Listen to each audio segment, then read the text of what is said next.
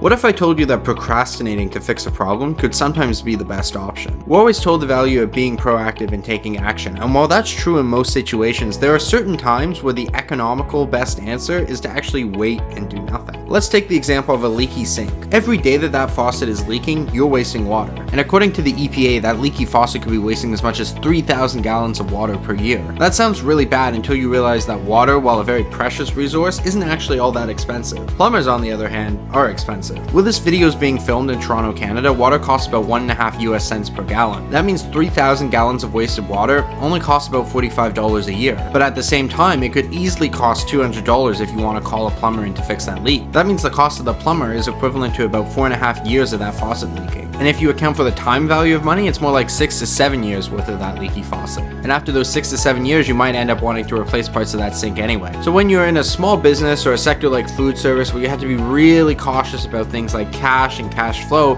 oftentimes when you have these little types of issues like a leaky faucet, it makes sense to put it on the to-do list for the next time a plumber has to come out anyway, rather than making a special call out for a plumber just for that small job. Now don't get me wrong, you absolutely should get that faucet fixed eventually. That leak could be a sign of a bigger issue, and it's still wasteful and not good practice to have a leaky faucet.